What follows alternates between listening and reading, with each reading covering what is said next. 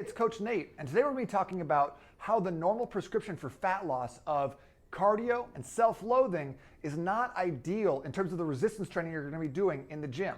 I'm going to tell you exactly the right type of exercise that you should be doing that's going to move you forward, and I'm going to show you the 3 best exercises you can start adding in right away. Now, when most people think of training for fat loss, our minds immediately go to cardio machines, whether that's rowing, treadmill, bike, or some mind-numbing elliptical at the gym. That's what we think of when we're trying to go burn fat. However, that's not the most efficient way to communicate to our body that it's time to expel the fat. This is why all the best fat loss training programs have some version of closed chain exercises in them, which is a fancy way of saying an exercise where you move your body through space. And we know this is true because your body's chief motivator is to keep you alive. So think about this. If you're running a marathon, your body wants to use the cheapest, most efficient fuel source for that activity. In that case, for long distance cardio bouts, that's going to be the oxidative pathway, basically how your body turns oxygen into fuel. Let's compare that, though, to you're out in the paleo era with your best friend, you're picking berries, and all of a sudden a saber-toothed tiger's out there trying to eat you guys up. So what do? You start sprinting, top speed, fast as you can. You jump over a log, and then you climb up into a tree. Okay? So think about those activities that you just did. You're sprinting, you're jumping, and you're pulling yourself up. All these high impact body weight activities that require you to have a massive control of your body and your own movement, which is going to keep you alive long term. All our bodies understand is stress. It doesn't know that you're not jumping up out of a tree being chased by a saber-toothed tiger, or that you're at the gym actually listening to the sultry sounds of Justin Bieber's new CD in your headphones while doing some pull-ups. It only understands stress. That's why the first exercise that I think is very imperative to be able to master in a fat loss program is pull-ups or chin-ups. Starting down here, pulling yourself above the bar and then releasing all the way back down.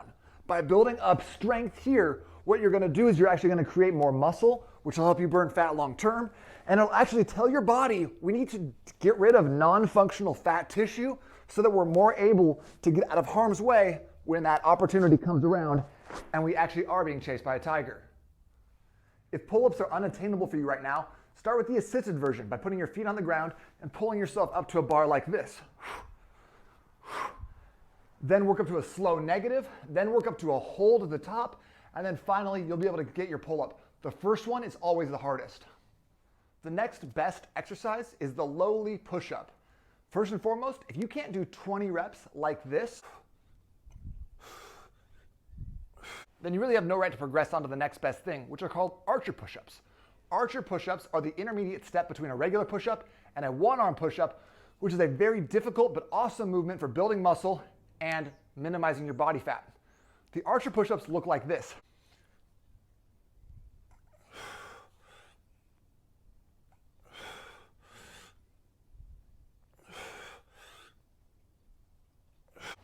Shoot for sets of 2 to 4 on each arm.